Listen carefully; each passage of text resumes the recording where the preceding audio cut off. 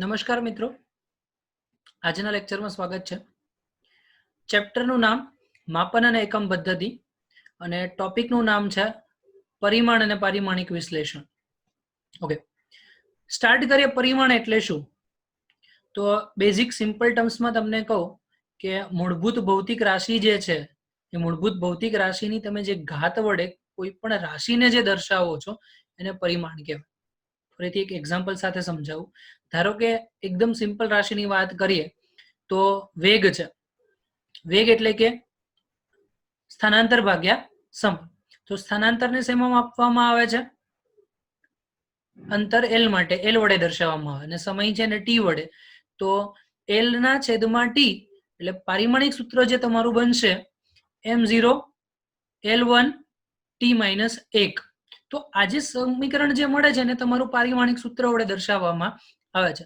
તો યાદ રાખજો કે પરિમાણ એટલે સિમ્પલ કે કોઈ પણ મૂળભૂત ભૌતિક રાશિ છે એ મૂળભૂત ભૌતિક રાશિની જે ઘાત વડે આખી ફિઝિકલ રાશિ મતલબ કે ભૌતિક રાશિને દર્શાવીએ છીએ એ ભૌતિક રાશિ એ જ તમારું પરિમાણ.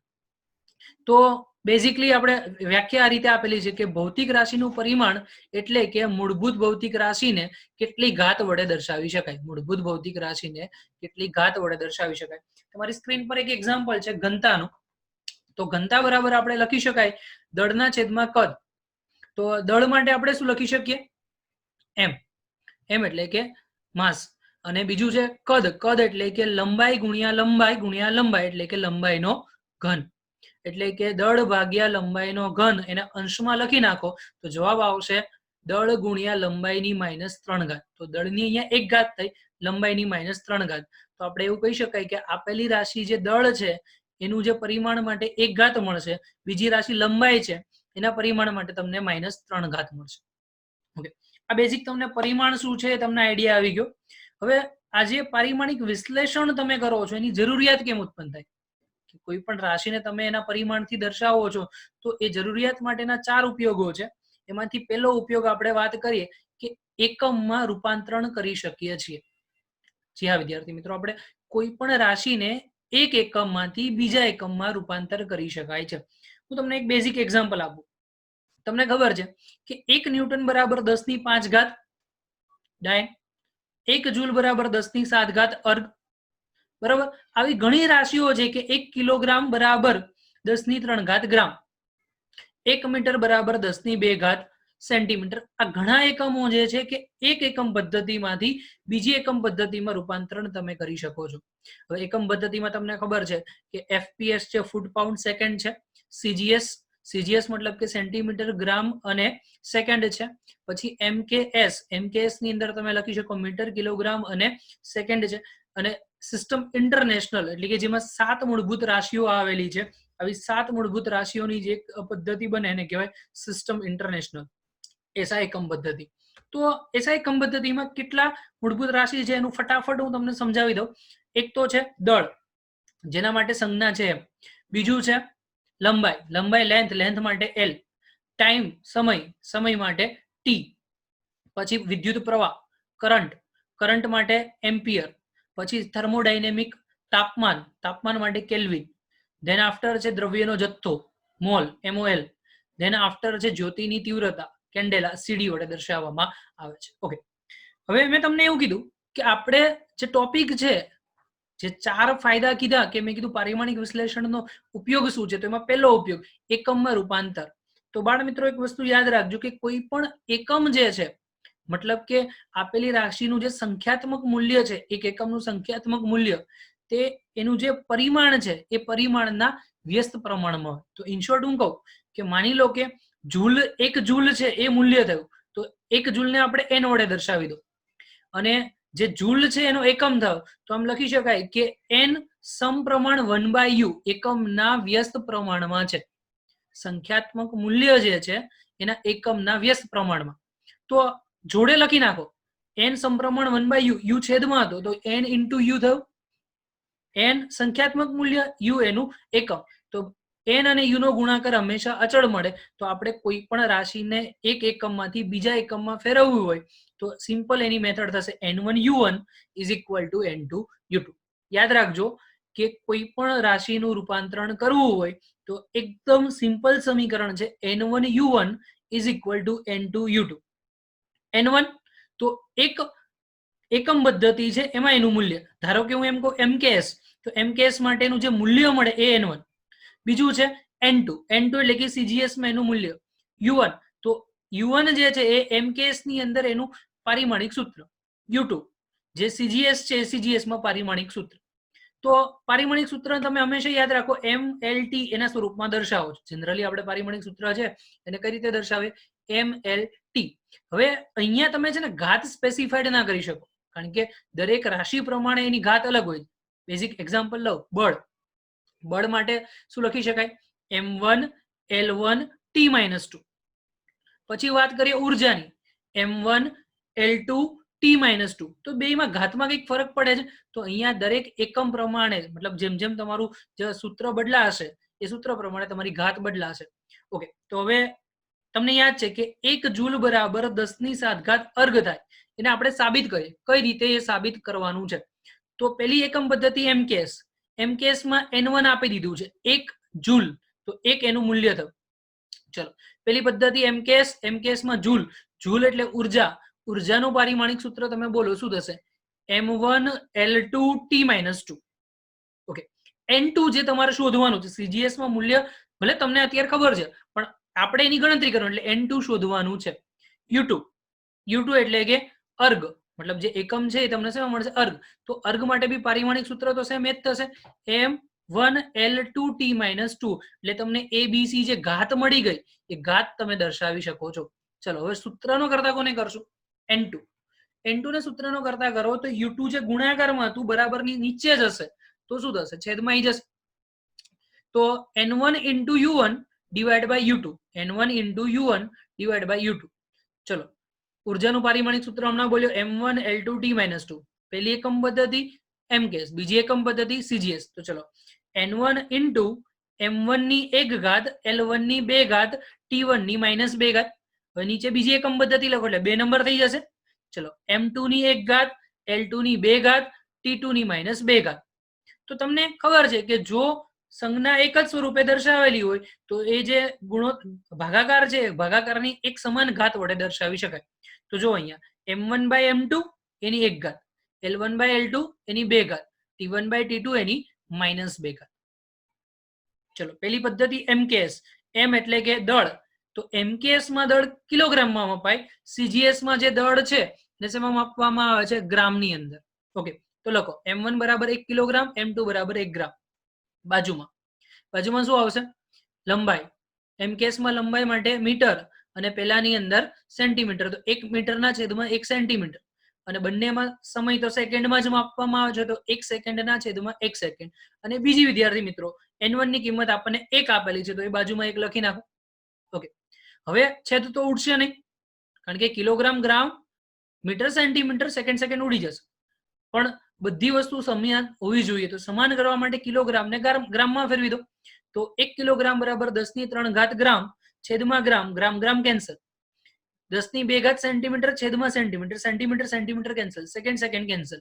તો જવાબ તમે અહીંયા જોશો કે 10⁻³ ગુણ્યા 10⁻², એનો પાછો વર્ગ, એટલે કે 10⁻³ ગુણ્યા 10⁻4.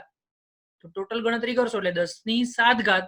અને યાદ રાખજો કે cgs માં ઉર્જાનો એકમ અર્ગ આવશે, તો મેં જૂલ કાઢીને ત્યાં શું લખી દીધું, અર્ગ. થઈ ગયું સાબિતી. ઓકે, સરસ. ચલો, હવે બીજો ઉપયોગ, પારિમાણિક વિશ્લેષણ છે એનો બીજો ઉપયોગ. પહેલો ઉપયોગ શું હતો, એકમમાં રૂપાંતરણ કરી શકાય છે એક એકમ પદ્ધતિમાંથી બીજી એકમ પદ્ધતિમાં. હું તમને એક હોમવર્ક આપું છું, નોટ કરી લો. ગુરુત્વાકર્ષણનો સાર્વત્રિક અચળાંક કેટલો છે, 6.67 ગુણ્યા 10⁻11. એકમ આવડે છે, હા સરસ, ન્યૂટન ઇન્ટુ મીટર સ્ક્વેર પ્રતિ કિલોગ્રામનો વર્ગ. સરસ. તો આ જે મૂલ્ય છે એને cgs માં ફેરવવાનું છે. તમારે હોમવર્કમાં નોટ કરી લો કે ગુરુત્વાકર્ષણના સાર્વત્રિક અચળાંકનું જે મૂલ્ય છે mks માં કેટલું છે, 6.67 ગુણ્યા 10⁻11. બરોબર, એને આપણે શેમાં ફેરવશું, cgs માં. આજનું હોમવર્ક આ છે. ચાલો, સેકન્ડ પોઈન્ટ, આપેલી રાશિની સત્યાર્થતા ચકાસવી. વિદ્યાર્થી મિત્રો, સમજો કે આપેલી રાશિની સત્યાર્થતા ચકાસવી, એટલે કે તમને જે રાશિ આપેલી છે એ સાચી છે કે ખોટી. આ છે ને બહુ જ તમારા માટે ઉપયોગી છે. કેમ? તો એનું કારણ તમને જણાવી દઉં. હવે ધારો કે તમે નીટની એક્ઝામ આપો છો, હવે ઓપ્શનની અંદર તમને સૂત્ર આપેલા છે, ઘણા ઓપ્શન એવા હશે કે જેમાં સૂત્ર આપેલા છે, તો તમે ડાયરેક્ટ છે ને એનું પારિમાણિક સૂત્ર મૂકશો ને અમુકમાં, તો તમને ખબર પડી જશે કે આનું પારિમાણિક સૂત્ર છે જ નહીં. બરોબર? પારિમાણિક સૂત્ર એટલે સીધા તમારા ઓપ્શન ઓછા થઈ ગયા. હું એવું નથી કહેતો કે તમારો જવાબ આવી ગયો. સિમ્પલ એવું કહેવા માંગુ છું કે જો તમને સત્યાર્થતા પારિમાણિક વિશ્લેષણમાં જે રાશિની સત્યાર્થતા ચકાસતા આવડી ગયું, તમે ડાયરેક્ટ ઓપ્શન ઓછા કરી શકો છો. બરોબર? અને બહુ જ ફટાફટ થઈ શકે છે. તો ધ્યાન રાખજો વિદ્યાર્થી મિત્રો. તો હવે હું તમને એમ કહું કે આ ચેક કઈ રીતે કરવાનું. તો સિમ્પલ, આપણી પાસે એક સમીકરણ છે t બરાબર 2π√L/g. તમે બધા ખબર છે આવર્તકાળનું જે સમીકરણ છે એ t = 2π√L/g. હવે બંને બાજુના સમીકરણ સાચા છે ખોટા છે એ કેમ ચેક કરાય? તો કઈ જ નહીં કરવાનું, પહેલા ડાબી બાજુ લઈ લો. ડાબી બાજુનું પદ શું છે? t. t એટલે કે સમય. સમયનું પારિમાણિક સૂત્ર ખબર જ છે, m0L0t1 લખી નાખો સમીકરણ 1. ચલો જમણી બાજુ જુઓ શું છે? 2π વર્ગમૂળમાં L/g. 2π વર્ગમૂળમાં L/g. 2π એટલે કે અચળાંક. અચળાંકનું પારિમાણિક સૂત્ર હોય ખરું? હોય ના હોય, એટલે લખવાની કોઈ જરૂર નથી. એમ છતાં બી મેં જો લખ્યું છે 2π બરાબર m0L0t0. ચલો હવે નેક્સ્ટ L, લંબાઈ. બોલો બાળકો, લંબાઈનું પારિમાણિક સૂત્ર. લંબાઈનું તો યાર આવડે જ ને, m0L1 અને t0. સરસ. ચલો g નું પારિમાણિક સૂત્ર m0L1 t-2. g એટલે કે ગુરુત્વ પ્રવેગ. પ્રવેગ માટે મીટર પ્રતિ સેકન્ડ સ્ક્વેર. તો m0L1 t-2. ઓકે, આ ત્રણ કિંમત હું અહીંયા મૂકી દઉં. તો 2π ની કિંમત તો મૂકવાની જરૂર નથી, એ લખો નહીં તો ચાલશે. વર્ગમૂળમાં L/g. L બરાબર m0L1 t0 અને છેદમાં g ની કિંમત લખશો તો m0L1 t-2. જો L1 ઉપર L1 નીચે, ખચક ખચક કેન્સલ. t-2 શું કરતી ઉપર આવશે, t નો વર્ગ થઈ ગયો. હવે t નો વર્ગ છે, ઉપર બાજુ વર્ગમૂળ છે, ટોપી કાઢી નાખો તો શું થશે? ખાલી t જ વધશે. એટલે ટોપી પહેરાઈ દી, હવે ટોપી કાઢી નાખો તો વર્ગ અને વર્ગમૂળ કેન્સલ, તો ખાલી શું આવશે? t. તો જવાબમાં તમારું પારિમાણિક સૂત્ર લખી શકાય m0L0t1. જો સમીકરણ 1 જો m0L0t1, સમીકરણ 2 જો m0L0t1, બંને સરખા જ છે. એક્સેલેન્ટ. બંને સમીકરણ જે છે એ તમને એક સાથે સરખાવી શકાય છે. ચલો હવે એના પછી ત્રીજું જે સમીકરણ છે કે પારિમાણિક વિશ્લેષણ જે છે એમાં ત્રીજો ઉપયોગ આપણે જોવાનો છે. હવે ત્રીજો ઉપયોગ જે છે, ચલો ત્રીજામાં આપણે કીધું કે પરિમાણની એકરૂપતાનો સિદ્ધાંત. યાદ રાખજો કે પરિમાણની એકરૂપતાનો સિદ્ધાંત. એકરૂપતા એટલે શું કે તમને બે બાજુ સમીકરણ આપેલા છે. બેઝિક એક્ઝામ્પલ આપી દઉં કે તમને યાદ છે કે x બરાબર v0t + ½ જે તમે ચેપ્ટર ની અંદર જોયું હતું કે અચળ પ્રવેગી ગતિમાં સ્થાનાંતરનું સમીકરણ છે v0t + ½ તો સિમ્પલ બે રાશિનો સરવાળો અથવા તો બાદબાકી ત્યારે જ શક્ય થાય કે જો બે રાશિ સમાન હોય. એટલે ઇન શોર્ટ v0t અને ½ સરખી હોય તો જ સરવાળો શક્ય છે. એકદમ સિમ્પલ એક્ઝામ્પલ આપું તમને. 1 સેકન્ડ છે, એમાં હું 1 મીટર એડ કરી શકું ખરો? 1 સેકન્ડ છે, 1 સેકન્ડની અંદર હું 1 મીટર એડ કરી શકું ખરો? નથી શક્ય. એટલા માટે સિમ્પલ હું તમને એવું કહેવા માંગુ છું કે જો રાશિના એકમ સરખા હોય તો જ એનો સરવાળો થશે, તો એની બાદબાકી થઈ શકે, તો એને સરખામણી થઈ શકે. એટલે કે જ્યારે પણ તમારા પદની અંદર પ્લસ હોય, માઇનસ હોય, બરાબર હોય, ગ્રેટર ધેન હોય અથવા તો ઇક્વલ ટુ હોય તો દરેકના પરિમાણ સરખા હશે. ફરીથી વિદ્યાર્થી મિત્રો, આપેલા સમીકરણની અંદર plus, minus, equal to, less than, greater than આ બધું જ હોય તો એનો મતલબ એવો છે કે આ જે સમીકરણની અંદર રહેલા પદ એક સમાન પરિમાણ ધરાવે છે. ચલો એક એક્ઝામ્પલ લખું. જો તમારી સ્ક્રીન પર એક્ઝામ્પલ આપેલું છે v બરાબર a + bt + c/d/t. d/t થોડુંક દૂર જતું રહ્યું છે, બરાબર, પણ યાદ રાખજો કે નજીક જ છે. c/d + t. c/d + t. તો તમને એવું કીધું કે abcd ના પરિમાણ શોધવાના છે. કોના પરિમાણ શોધવાના છે? ABCD ના પરિમાણ શોધવાના છે.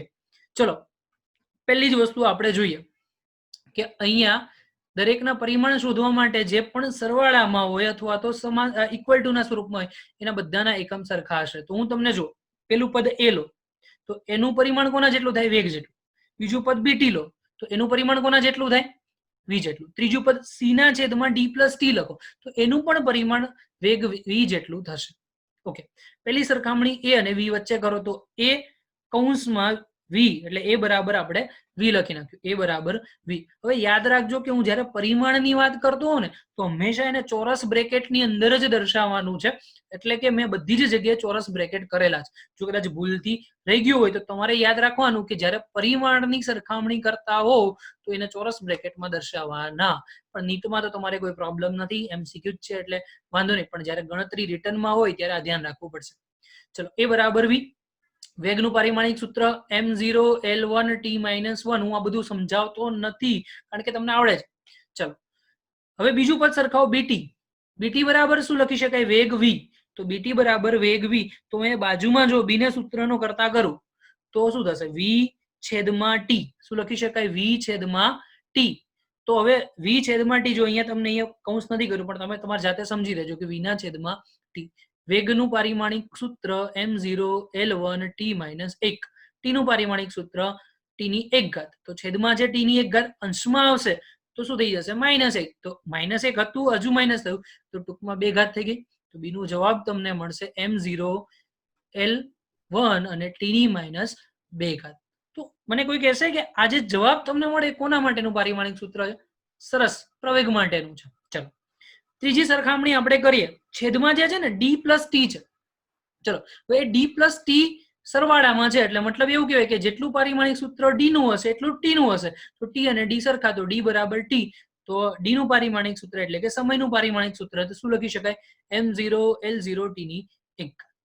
ઓકે, ચલો હવે વિદ્યાર્થી મિત્રો આપણે શોધવાનો છે C. તો આખું પદ ઉઠાઈ લો. આખું પદ કયું છે? C ના છેદમાં D વત્તા T ઇઝ ઇક્વલ ટુ વેગ V. તો C ને સૂત્રનો કરતા કરો તો V ઇન્ટુ કૌંસમાં D વત્તા T. તો વેગ ગુણ્યા સમય. ઇન શોર્ટ શું કહેવાય? વેગ ગુણ્યા સમય. તો વેગનું પારિમાણિક સૂત્ર m0 l1 t ની -1 ઘાત અને સમય માટે તો t ની +1 ઘાત છે. -1 ઘાત +1 ઘાત કેન્સલ. તો C બરાબર શું મળશે? m0 l1 અને t0. તો ચારે ચાર ABCD ના પારિમાણિક સૂત્ર અહીંયા મળી ગયા. ચલો 3 ફરીથી આપણે જોઈએ. પહેલો ઉપયોગ કોના માટે હતો? એકમનું રૂપાંતર. બીજો ઉપયોગ બોલો એકરૂપતાનો. અને ત્રીજો જે છે એ આપણે આગળ જે જોયું છું કે કોઈ પણ સમીકરણ છે એની સત્યાર્થતા ચકાસો અને બે સમીકરણ સાચા છે કે નહીં. ચલો ચોથો મુદ્દો, ભૌતિક રાશિ વચ્ચેનો આપણે સંબંધ નક્કી કરવાનો છે. ખૂબ જ ઇમ્પોર્ટન્ટ પોઈન્ટ છે. હવે ભૌતિક રાશિનો સંબંધ નક્કી કરો એટલે મતલબ શું? કે હું તમને એક એક્ઝામ્પલ આપું છું. એકદમ સિમ્પલ એક્ઝામ્પલ છે કે કોઈ એક પદાર્થ જે છે એ વર્તુળ માર્ગમાં ગતિ કરે છે. એનો વેગ v છે, દળ m છે અને ત્રિજ્યા r છે. તો એના ઉપર બળ કેટલું હશે? તો તમે સિમ્પલ કહેશો કે સાહેબ mv²/r. કારણ કે વર્તુળમય ગતિ માટે લાગતું કેન્દ્રગામી બળ mv²/r જેટલું છે. તો આ તમે ડાયરેક્ટ સાબિતી જોયેલી છે એટલા માટે. પણ ધારો કે તમને ખબર નથી અને કોઈ સમીકરણ વચ્ચેનો સંબંધ શોધવો છે તો એ કઈ રીતે શોધવાનો? તો એના માટે અહીંયા આપણે એક ક્વેશ્ચન છે. જો એક ખેંચાયેલી દોરી છે, માની લો કે બે છેડે વચ્ચે આપણે દોરીને બાંધી દઈએ છીએ. તો એ દોરીને બાંધી દો, થોડુંક એવું બળ લગાવો તો તણાવ ઉત્પન્ન થશે. માઇનોર એવું બળ તમે લગાડશો તો શું ઉત્પન્ન થશે? તણાવ ઉત્પન્ન થશે. તો એ તણાવ T ઉત્પન્ન થતો હશે એની અંદર. બીજું કે દોરીની લંબાઈ L છે અને ત્રીજી વસ્તુ કે દોરીની એકમ લંબાઈ દીઠ દળ પણ હશે. જે દોરી આપણે ખેંચેલી હોય તો એ દોરીની લંબાઈ દીઠ આપણને શું મળશે? દળ પણ મળતું હશે. તો એકમ લંબાઈ દીઠ દળ મળે એને આપણે મ્યુ થી દર્શાવશું. યાદ રાખજો કે એકમ લંબાઈ દીઠ દળ જેને આપણે મ્યુ વડે દર્શાવશું. તો દોરી જે વાઇબ્રેટ થતી હશે, તણાવ આપશું એટલે દોરી શું કરશે? કંપન કરતી હશે. તમે જોયું છે દોરી આખી વાઇબ્રેટ થતી હશે. તો એ જે વાઇબ્રેશન છે એની આવૃત્તિ f કઈ વસ્તુ પર આધાર રાખતી હશે? તણાવ બળ F, લંબાઈ L અને એકમ લંબાઈ દીઠ દળ મ્યુ. આ ત્રણ વસ્તુ પર આધાર રાખતી હોય તો એને લગતું એક સમીકરણ આપણે શોધવાનું છે. ખબર પડી બાળ મિત્રો? ચલો તો F ત્રણ વસ્તુ પર આધાર રાખે તો F સમપ્રમાણ કેપિટલ F ની a ઘાત. તમે એમ કહેશો સાહેબ આ a ઘાત ક્યાંથી લાવે? તો સિમ્પલ બાળ મિત્રો કે આ ઘાત જે છે તમને કેટલી ઘાત પર આધારિત નથી, એટલે તમે ધારી લીધું કે ધારો કે એ ઘાત છે જે આપણે શોધવાનું છે. તો તણાવ બળ F ની a ઘાત, લંબાઈ L ની b ઘાત અને મ્યુ છે એની c ઘાત. ફરીથી કહું કે જે આવૃત્તિ છે એ કોના ઉપર આધારિત રાખે, તો F ની a ઘાત, લંબાઈ L એની b ઘાત અને મ્યુ એટલે કે એકમ લંબાઈ દીઠ દળ એની c ઘાત પર આધારિત છે. મારે a b અને c શોધી નાખું એટલે મને આખો જવાબ મળી જશે. ઓકે, હવે બધાના પારિમાણિક સૂત્ર તો ખબર હોવી જ જોઈએ. બળ છે તો બળનું પારિમાણિક સૂત્ર શું થશે? m1 l1 t - 2. લંબાઈનું m0 l1 t0. એના પછી મ્યુ એટલે કે m ના છેદમાં l. મ્યુ એટલે શું થશે? m ના છેદમાં l.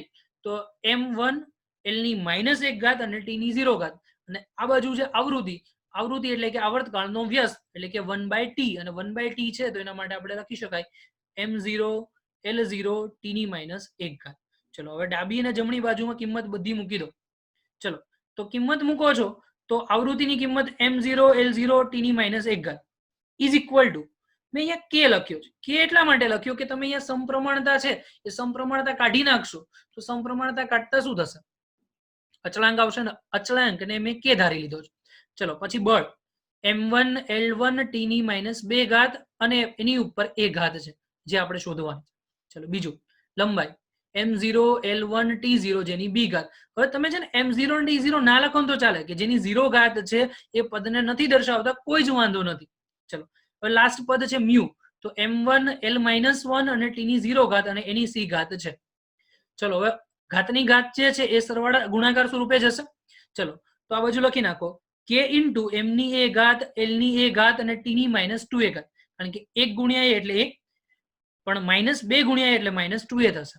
ઓકે, બાજુના પદમાં જો m0 અને t0 કાઢી નાખ્યું તો ડાયરેક્ટ l ની b ઘાત થઈ ગઈ.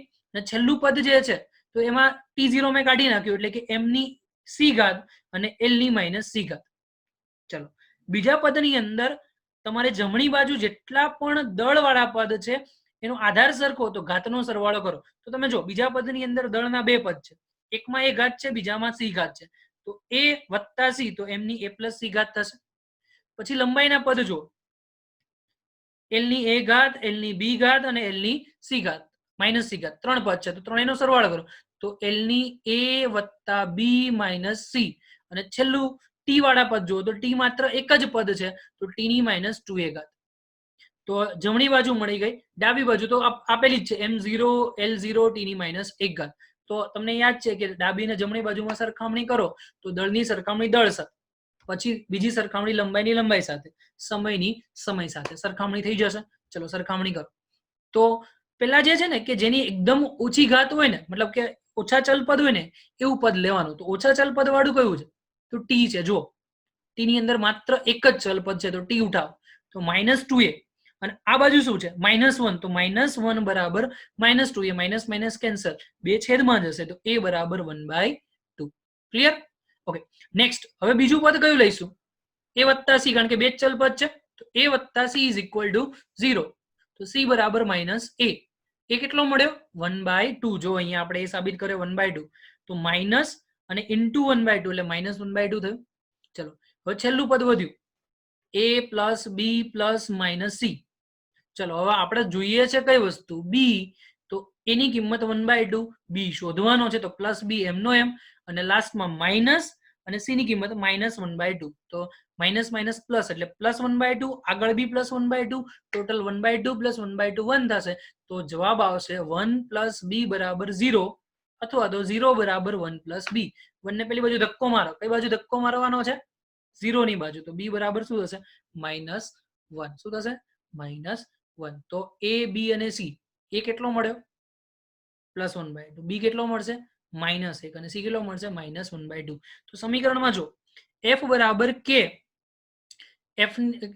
સ્મોલ f બરાબર k ઇન્ટુ કેપિટલ F તણાવ બળની 1/2 ઘાત, જે b હતો l ની b ઘાત હતી એટલે -1, અને મ્યુ જે હતી એની c ઘાત હતી એટલે કે -1/2 કિંમત મળશે. તો માઇનસ ઘાત એટલે છેદમાં લખાય. તો f ની 1/2 એટલે વર્ગમૂળમાં આવી ગયું. મ્યુ છેદમાં જતો રહ્યો, પાછી એની 1/2 એટલે છેદમાં. તો f ના છેદમાં મ્યુ એનું આખાનું વર્ગમૂળ, k એમનો f. પણ જે l ની -1 હતી એટલે છેદમાં આવશે. તો આખું સમીકરણ મળશે f બરાબર k ના છેદમાં l અને વર્ગમૂળની અંદર f ડિવાઈડ બાય મ્યુ. તો હવે આ જવાબ તમને મળી ગયો, પણ પ્રાયોગિક રીતે જે કે છે કે એની આપણે ગણતરી નથી કરી શકતા અહીંયા, કારણ કે આપણે એક લિમિટેશન છે. પણ જે સાયન્ટિસ્ટો છે એમણે પ્રેક્ટિકલી સાબિત કર્યું કે બરાબર આવશે 1/2. યાદ રાખજો કે એની કિંમત જે મળે છે એ સાયન્ટિફિકલી કેટલી મળશે 1/2. તો સમીકરણમાં કિંમત મૂકો તો f બરાબર 1/2 ઇન્ટુ l અને ઇન્ટુ વર્ગમૂળની અંદર f ના છેદમાં મ્યુ. તમારી આવૃત્તિનું સમીકરણ જે છે એ કોઈ પણ દોરી હોય એ દોરીમાં જ્યારે તરંગ ઉત્પન્ન થતા હશે તો આટલું જ જવાબ મળશે, એમાં કોઈ જ ખોટું નથી. એટલે બે છેડે જ્યારે દોરીને બાંધેલી હોય તો બે છેડે દોરીને બાંધતા એમાં મળતી આવૃત્તિ આટલી હશે, જે આપણે આગળ દોલનો ચેપ્ટરમાં જોઈશું. બરાબર, આ કેમ આવ્યું અત્યારે મેં જોઈ લીધું, પણ એ દોલનોમાં ફરીથી કમ્પ્લીટ સાબિતી એની મેળવીશું. ઓકે, હવે નેક્સ્ટ છે કે જે આપણે વિશ્લેષણ તો જોઈ જ લીધું, પણ એ વિશ્લેષણની મર્યાદા શું છે? આજે ચેપ્ટરની અંદર આપણે વિશ્લેષણની વાત કરી, પારિમાણિક વિશ્લેષણ. તો પારિમાણિક વિશ્લેષણની મર્યાદા શું છે? અહીંયા પારિમાણિક વિશ્લેષણ કરી દેજો. પેલું કે આપણને જે અહીંયા અચળાંક કે મળ્યો ને એની કોઈ ગણતરી નથી કરી શકતા, ક્યાંથી આવ્યો, કેમ આવ્યો, એ કઈ જ નહીં. ખાલી લખી નાખવાનું કે વૈજ્ઞાનિક રીતે કે આટલો મળે છે, જેની સાબિતી સાયન્ટિસ્ટોએ આપેલી છે. બરાબર, પણ પારિમાણિક રીતનો ઉપયોગ કરી અને કોઈ પણ અચળાંકની કિંમત મળી શકતી નથી. તો આ એક એની લિમિટેશન, એક એની મર્યાદા થઈ. બીજી વસ્તુ કે તમે ઘણી વખત પદ જોયા હશે કે y is equal to a sin omega t અથવા તો x is equal to a cos omega t. આવા પદ તમે જોયેલા છે.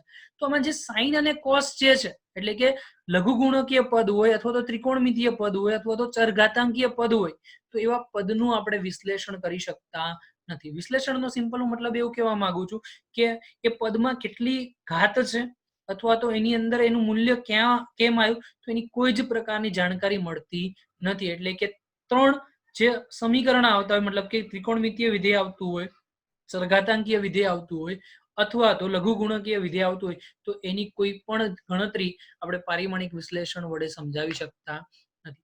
બીજી વસ્તુ કે અહીંયા મેં તમને જોયું કે આપણને ત્રણ સમીકરણ મળે ત્યાં સુધી ગણતરી કરી શકે. તમને યાદ છે કે a વત્તા b વત્તા c હોય અથવા તો 2a plus b minus c હોય, તો આ કોઈ પણ સમીકરણની અંદર જે છે સમીકરણનો ઉકેલ ત્રણ ચલ પદ સુધી જ તમને આવડે છે. ચાર ચલ પદ આપી દીધા હશો તો તમે એ કન્ફ્યુઝન થશે, ગણતરી કરી શકતા નથી. તો આમાં એક મોટો પ્રોબ્લેમ છે કે માત્ર ને માત્ર ત્રણ ઘટક સુધી જ પારિમાણિક વિશ્લેષણ શક્ય છે, એનાથી વધારે હોય તો શક્ય નથી. એટલે ઇન શોર્ટ એવું કહું કે જો MLT ના સ્વરૂપમાં સમીકરણ હોય તો શક્ય થાય, MTK ના સ્વરૂપમાં હોય તો પણ શક્ય થાય, MLA ના સ્વરૂપમાં હોય તો પણ શક્ય થાય. પણ જો ધારો કે MLTK અથવા તો A આ પાંચ પદ આપી દીધા હોય તો પાંચ રાશિઓનું ક્યારેય પણ તમે પારિમાણિક વિશ્લેષણ કરી શકતા નથી. તો એની લિમિટેશન છે કે મેક્સિમમ ત્રણ ઘટકો સુધી જ પારિમાણિક વિશ્લેષણ શક્ય છે, એનાથી વધારે શક્ય નથી. ઓકે, હવે વિદ્યાર્થી મિત્રો એક ઇમ્પોર્ટન્ટ ક્વેશ્ચન જે છે આના ઉપરથી તમને હું સમજાવું કે જે આપણે સાબિત કર્યું હતું એ સાબિતી ઉપરથી આપણે જે એકરૂપતાનો સિદ્ધાંત છે એનો ઉપયોગ કરીને આપણે સાબિતી મેળવવાની છે. તો ક્વેશ્ચન એવો છે કે દબાણ P બરાબર, જે અહીંયા P લખ્યો એ દબાણ છે, P બરાબર a માઇનસ t નો વર્ગ. જે દબાણ P બરાબર a માઇનસ t નો વર્ગ છેદમાં bx. બરોબર, જ્યાં P દબાણ છે, x અંતર છે અને સ્મોલ t જે છે એ સમય છે. યાદ રાખજો, P દબાણ, t સમય અને જે x જે છે એ અંતર છે. તો તમારે a/b નો ગુણોત્તર શોધવાનો છે. તો વિચાર કરો કે આનું સોલ્યુશન તમે કઈ રીતે મેળવશો.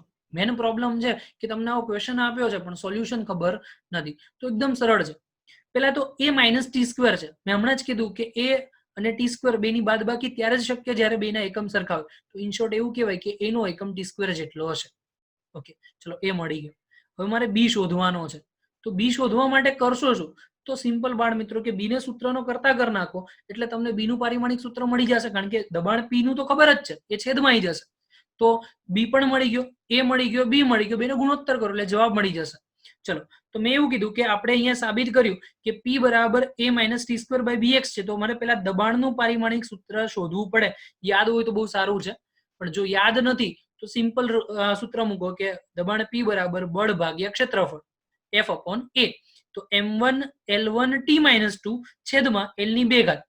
યાદ રાખજો કે આપણે દબાણની વાત કરીએ છીએ તો દબાણ માટે શું થશે કે દબાણ માટે f ના છેદમાં તો m1 L1 t - 2 છેદમાં l ની 2 ઘાત. છેદનો છેદ અંશમાં જશે એટલે અંશમાં જશે એટલે શું થઈ જશે -2 ઉપર જશે તો l ની +1 ઘાત -2 એટલે -1 ઘાત થશે. તો આ જવાબ જે તમારો મળે છે એ શું આવશે? m ની 1 ઘાત l ની -1 ઘાત અને t ની -2 ઘાત. બીજી વસ્તુ, એનું પારિમાણિક સૂત્ર કોના જેટલું મળશે? એનું પારિમાણિક સૂત્ર કોના જેટલું મળશે? t² જેટલું. t² એટલે સમયનો વર્ગ. તો લખી શકાય કે a બરાબર t² એટલે કે m0 l0 અને t ની 2 ઘાત. ઓકે, હવે નેક્સ્ટ આપણે મેં તમને કીધું કે અહીંયા જે દબાણ p નું પારિમાણિક સૂત્ર બાજુમાં દર્શાવેલું છે m1 l-1 અને t ની -2 ઘાત. તો ફરીથી આપણે p નું સૂત્ર લખો a t² divide by bx. સૂત્રનો કરતા કોને કરશું? b ને. તો શું થશે? a t² છેદમાં px. તો b ની જે સમીકરણ છે તો b બરાબર આપણનું સમીકરણ મળશે m0 l0 t ની 2 ઘાત અને છેદમાં p. p એટલે દબાણનું પારિમાણિક સૂત્ર. દબાણનું પારિમાણિક સૂત્ર m1 l-1 t ની 2 ઘાત અને x એટલે અંતર માટે l નું 1 ઘાત. તો તમે ગુણોત્તર જુઓ તો જો l ની -1 + 1 કેન્સલ. હવે વધે શું? અહીંયા સિમ્પલ કિંમત મૂકશો તો m ની 1 ઘાત માઇનસ હતી ઉપર એટલે -1 ઘાત હશે. અહીંયા પ્રિન્ટિંગ મિસ્ટેક છે, જે t ની +2 લખી છે, +2 નથી આવતી. આપણે તમે જોઈ શકો -2 લખેલી છે, પ્રિન્ટિંગમાં મિસ્ટેક છે. -2 ઘાત ઉપર જશે તો +2 અને બીજી +2 એટલે 4 ઘાત થશે. તો b નું પારિમાણિક સૂત્ર આવશે m ની -1 ઘાત l ની 0 ઘાત અને t ની 4 ઘાત. ક્લિયર? ઓકે વિદ્યાર્થી મિત્રો, હવે આપણે જોઈએ છે a/b નો ગુણોત્તર. તો a બરાબર t ની 2 ઘાત, b બરાબર m ની -1 ઘાત l ની 0 ઘાત અને t ની 4 ઘાત. તો છેદ ક્યાં આવશે? અંશમાં. તો -1 ઘાત ઉપર જશે એટલે +1 ઘાત, તો m ની 1 ઘાત, l ની 0 ઘાત તો કોઈ ફરક પડવાનો નથી. પણ 4 ઘાત છેદમાં છે, એ પ્લસ ઉપર જશે એટલે માઇનસ. તો 2 માંથી 4 માઇનસ કરશો એટલે -2 આવશે. તો m1 l0 અને t ની -2 ઘાત. વિદ્યાર્થી મિત્રો, આજના લેક્ચરમાં તમને ખૂબ જ મજા પડી હશે. હવે આ ચેપ્ટર રિલેટેડ અમુક જે હોમવર્ક મેં તમને આપેલું છે એ હોમવર્ક તમે ઘરે ફિનિશ કરી દેજો અને wish you all the best. નમસ્કાર વિદ્યાર્થી મિત્રો, આજના લેક્ચરમાં તમારું હાર્દિક સ્વાગત છે. આજે આપણે ત્રુટિ વિશે વાત કરીશું. છેલ્લા લેક્ચરમાં પરિમાણ વિશે વાત કરી હતી અને તમને કંઈક હોમવર્ક પણ મેં આપેલું હતું જે તમે સંપૂર્ણ પૂર્ણ કર્યું હશે. હવે વાત કરીએ ત્રુટિ. તો ત્રુટિમાં 2 પ્રકાર છે. એક તો અવ્યવસ્થિત ત્રુટિ અને બીજી છે વ્યવસ્થિત ત્રુટિ. તો અવ્યવસ્થિત ત્રુટિ કોને કહેવાય? તો જે ત્રુટિની અંદર જે ત્રુટિનું માપન એટલે કે જે ખામી હોય છે એ ખામી કોઈ એક જ દિશામાં, મતલબ કે ધન પ્રકારની કે ઋણ પ્રકારની કોઈ બી હોઈ શકે, તેમજ કે તેનું મૂલ્ય કોઈ નિશ્ચિત હોતું નથી. તો આવી જે ત્રુટિ છે ને અવ્યવસ્થિત કહેવાય.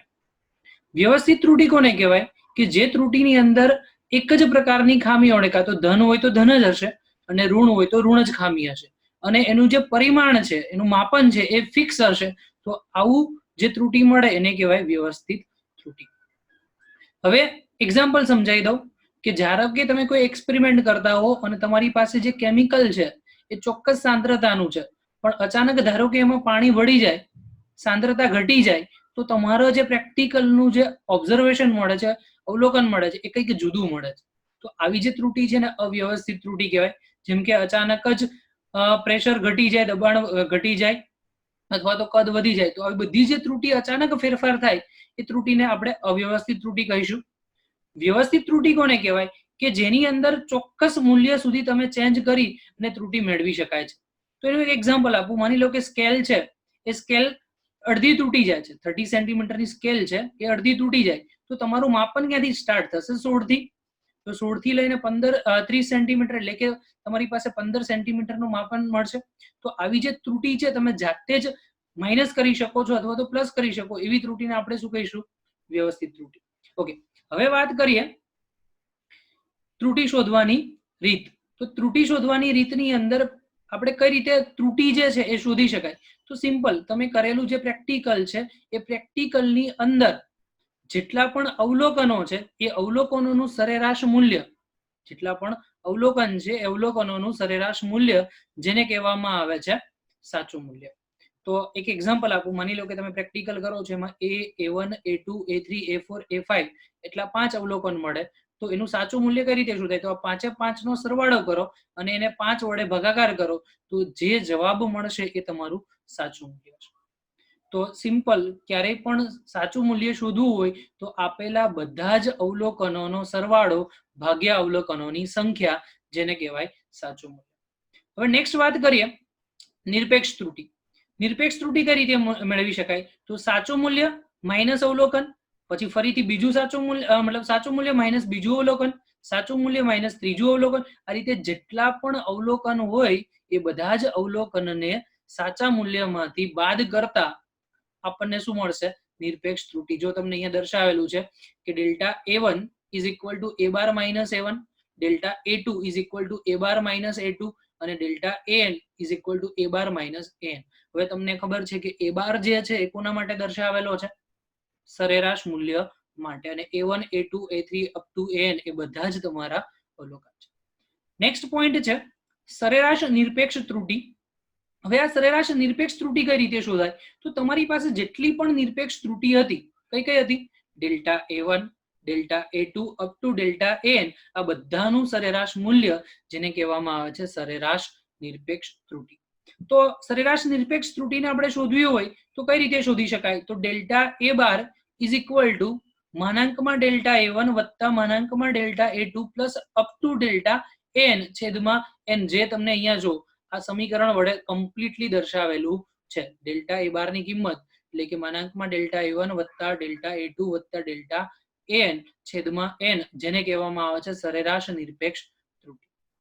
હવે આખી જે મેથડ છે એને સરવાળો લાંબો પડે તો એને સંજ્ઞા સ્વરૂપે દર્શાવવું હોય તો સંજ્ઞા સ્વરૂપે તમે જો કે n છેદમાં છે, જેને આપણે 12 લખી નાખીએ તો 1/n sigma i starting from 1 to n.